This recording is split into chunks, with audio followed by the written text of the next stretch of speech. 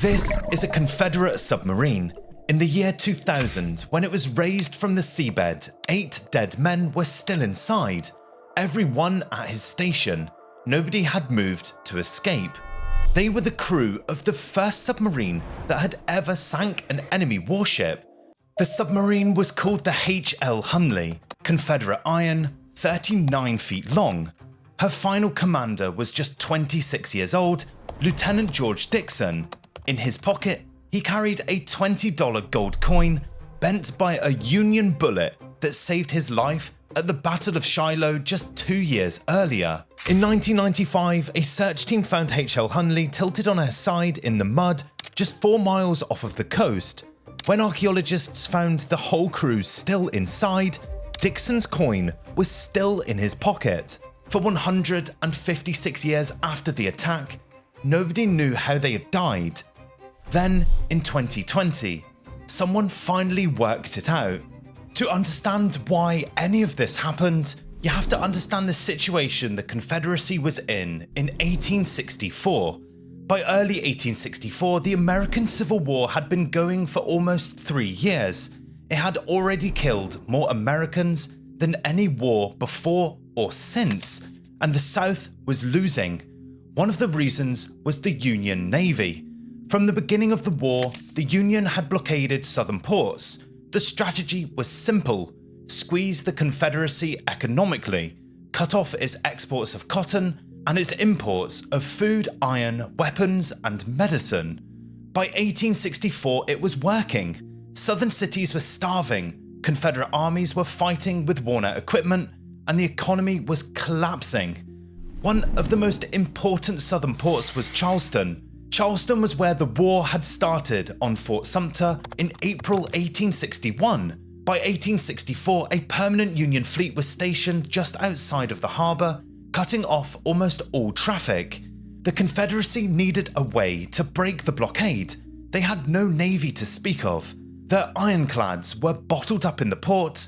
What they did have, though, was an incentive to try anything. They tried mines and torpedo boats. They tried night raids, and in the summer of 1863, a group of industrialists in Mobile, Alabama, started work on something ambitious: a submarine. A hand-cranked iron boat that would dive under the water and carry a bomb on the pole mounted on her bow. She would ram the pole into a Union warship, then back away and blow the enemy up from underneath the waterline. Nothing like it had ever successfully sunk a ship in the history of warfare. The man funding this entire project was a wealthy lawyer from New Orleans. Horace Hunley was 39 years old in 1863. Before the war, he had been a lawyer and a cotton broker in New Orleans, comfortable and financially secure. When the war had started, he used his own money to fund submarine designs. His first attempt was called Pioneer, and it never fought a single battle. Union forces took New Orleans, and Hunley had to scuttle it to keep it out of their hands. His second attempt was called American Diver. It sank in Mobile Bay during a test operation in February 1863, killing 4 men. Hunley wasn't on board. His third submarine would be the one that becomes very, very famous. Hunley and his engineering partners worked with the Confederate authorities to build a new design in Mobile in the spring and summer of 1863. It was made from a converted iron cylinder with pointed ends riveted on. She was 39 feet long and 4 feet wide. Inside, 5 foot of headroom. A crew of 8 would fit. 1 captain at the front operating the diving controls, and 7 men behind him turning a hand crank that drove the propeller. Ballast tanks at each end let her submerge. Iron kneel weights could be dropped in an emergency to bring her back to the surface quickly. She could dive completely under the water and travel a short distance before needing to come up for some air. Her weapon was called the spar torpedo, a 22-foot wooden pole extended from the front of the boat, with a charge of 135 pounds of black powder mounted on the end. The crew's job was to ram the pole into an enemy ship's side, then back away and set off the charge. It was primitive and it was dangerous, but if it worked, it would sink a warship without warning, and from under the waterline in the dark, this would have been incredible. The boat was completed in July 1863. The Confederate authorities named it after the man who had paid for it, the H.L. Hunley. They loaded it onto railroad cars and shipped it to Charleston. What happened over the next 5 months turned it from weapon to graveyard. The Hunley reached Charleston in August 1863. Her first crew was Confederate sailors under a Navy officer. On August the 29th, 1863, the boat was tied up at a dock in Charleston Harbor. The crew was on board running through some kind of drill with the hatches open. The wake of a passing steamboat pushed her sideways, water poured in through the open hatches, and she sank in the dock within seconds. The commander got out, and so did 2 other men. The 5 other men did not. This was the first sinking. She had just killed 5 men in her first month. Confederate authorities had her cleaned and then put back into service. The commander of the first crew kept his position, and a second crew was drawn from Confederate Navy volunteers who understood what just happened. On October the 15th, 1863, the Hunley made a training dive in Charleston Harbor with 8 men aboard. One of the 8 was Horace Hunley himself. The submarine's funder had come to Charleston to supervise operations. He had been aboard a previous test dive and had decided he wanted to command this one personally. The Hunley dived, and she never came back up. When she was raised just a few days later, the bodies inside told the story. Hunley had been at the forward hatch when the boat went down. He had forgotten to close a valve during the dive. Water poured in through the front ballast tank. The boat had gone to the bottom of the harbour with her crew inside. All 8 men died, including the man whose name was written on the hull. Before the 3rd crew ever assembled, the Hunley had killed 13 men in 6 weeks. Her primary financer was among them, along with 2 groups of experienced Navy volunteers who had known what had happened to the ones before them. Confederate authorities in Charleston seriously considered giving up on the entire project, but what kept them going was the situation outside of the harbour. The Union blockade was tightening. Charleston itself was under bombardment. Every conventional option had already failed. The Confederate command decided to try one more time. They needed a new commander for the Hunley, someone experienced with engineering and familiar with the submarine, someone prepared to accept the odds. A 26-year-old lieutenant from Alabama volunteered for the job. He carried a Brent gold coin in his pocket that had once saved his life. Lieutenant George Dixon was 26 years old in the winter of 1863. Before the war, he had been a riverboat engineer, and when the war started, he was enlisted with the Alabama Infantry. At the Battle of Shiloh in April 1862, a Union bullet had hit the gold coin in his trouser pocket. The coin stopped the bullet from going through his leg, and it saved his life. He had the coin engraved, Shiloh, April the 6th, 1862, my life preserver, GED. He carried it in his pocket every single day for the next 22 months. When Confederate authorities in Charleston needed a volunteer to command the Hunley, Dixon put himself forward. He was familiar with steam engines and mechanical systems. He was also, because of his own history, someone who believed in surviving the impossible odds. He assembled his crew from 7 volunteers. Some were Southerners, some were European immigrants who had ended up in the Confederate Navy.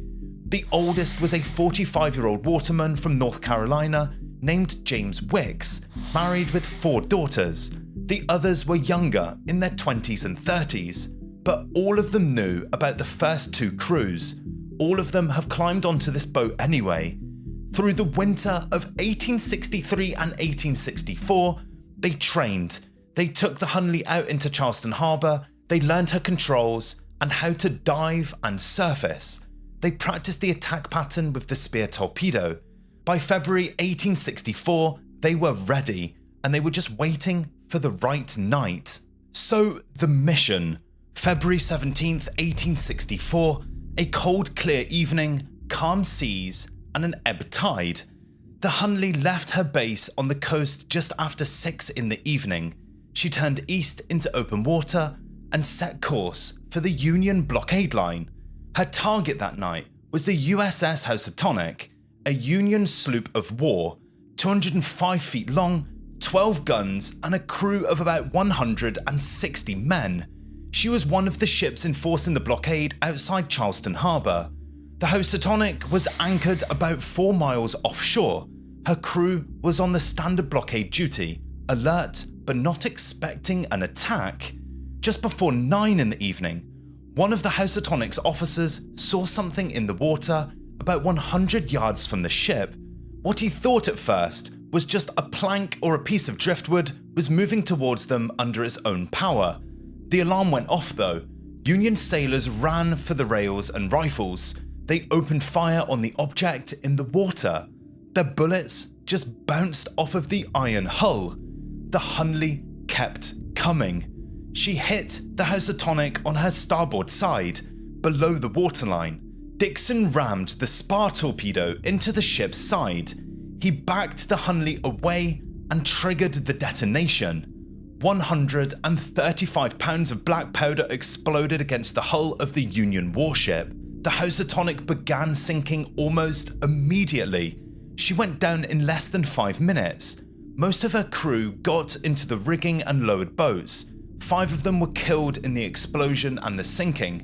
The first submarine attack in history had succeeded. The Hunley pulled back from the wreck. Sometime between the signal and the sunrise the following morning, the 3rd crew died. The submarine settled onto the seabed about 4 miles offshore, tilted at about 45 degrees onto her starboard side, with all 8 men still inside. She stayed there for 131 years. So the search for Hunley started almost immediately after the war. Various expeditions searched for her over the next century, but nobody could locate her. In 1980, the American novelist Clive Cussler decided to give it a go. Cussler was best known for adventure novels, but he also ran a small private organisation that funded searches for historic shipwrecks. He spent 14 years looking. On May 3rd, 1995, his search team surveyed a patch of seabed about 4 miles off the Charleston coast. The equipment showed an anomaly in the mud. Divers went down, and they found the Hunley, buried under sediment and tilted on her starboard side, almost perfectly preserved because of the low oxygen conditions. It took another 5 years just to plan the raising. On August 8th, the year 2000, engineers used a specialized lift system to bring her up out of the mud in one piece and transfer her to a barge. From the barge, she went to a conservation center in Charleston. Water inside the hull was replaced with fresh water to prevent further corrosion. Then the excavation began. The archaeologists inside of the boat found her preserved almost exactly as she had been on the night of February 17th, 1864. All 8 skeletons were at the crew stations. Dixon was at the forward controls. The other 7 were seated along the length of the boat where they had been turning the crank. No skeletons showed signs of trauma or broken bones. There was no weapon marks. No hatches had been opened either. Personal items had been preserved by the mud as well. Dixon's gold coin was still in the pocket of his uniform. So was the diamond ring that he had been wearing, along with the diamond brooch. There was also a pocket watch that had been stopped forever at 8:23. The oldest crew member, James Wicks, that we spoke about earlier in this video, was still wearing the wedding ring that his wife had given him. Wooden pipes, Confederate coins, uniform buttons, wallets that had once held photographs. The men who had died together in 1864 were still together in the exact same positions with the objects that they had brought on board that night. Nobody knew how they died. For 20 years after the raising of the Hunley, The question of how her final crew died had no agreed answer. Several theories had been proposed though. The first was just suffocation. The crew had been sealed in a small iron space with no way to renew their air supply. Maybe they had simply just run out of oxygen and died in place. The problem with the suffocation theory though was that the crew had been trained. They knew how long they could stay underwater. The second theory was that the Hunley had sunk from damage sustained in the explosion of the Housatonic. Maybe the shockwave from her own torpedo had ruptured her hull and she had just slowly filled with water. The crew had drowned as the water rose. But the problem with the drowning theory was that there was no water in the Hunley when she was recovered, but not enough water to matter anyway. Her hatches were closed and her hull had no significant damage. The third theory was that the crew had been overcome by carbon monoxide from the candle that they had been using for light. Confederate accounts mentioned a candle being used aboard. A closed iron cylinder full of 8 men working very hard on a hand crank in a confined space could build up dangerous gas levels. But the problem with the carbon monoxide theory was that it didn't explain why none of the crew had opened a hatch when they started to feel sick. Every theory had a hole in it. The crew died quickly. They had died at their stations with no warning. Somebody needed to work out what kind of mechanism kills 8 men at their stations in a sealed iron submarine without leaving a single mark on their bones. The answer, when it finally came from someone who wasn't a historian. Rachel Lance was a biomedical engineer at Duke University who specialized in the effects of underwater explosions on the human body. Her professional work was in the Navy safety research. This is how they protect divers and ship crews from injuries caused by blast waves in water. Around 2013, she started looking at the Hunley case. Underwater, the near-water explosions produce different kinds of effects on the body than explosions in the air. A shockwave traveling through water transfers energy very differently to an air-filled cavity nearby, like a human lung or a human brain in a closed skull. The shockwave can rupture soft tissue and tear blood vessels. It can cause instantly fatal injuries. Crucially, this kind of injury does not usually mark bone. Lance spent 3 years building and testing her scale model of the Hunley. She and her collaborators called it CSS Tiny. They filled it with sensors designed to record the pressure waves inside of the hull when black powder was detonated at a short range against the outside. They set off real black powder charges against the model in controlled conditions. Her results, published in her PhD dissertation in 2016 and later peer-reviewed in the scientific journal, gave a firm answer. The shockwave from a 135-pound black powder charge detonated 22 feet from Hunley's hull was more than strong enough to inflict instantly fatal blast injuries on the crew inside. Their lungs would have hemorrhaged along with their brains. They would have lost consciousness in less than a second and died within minutes.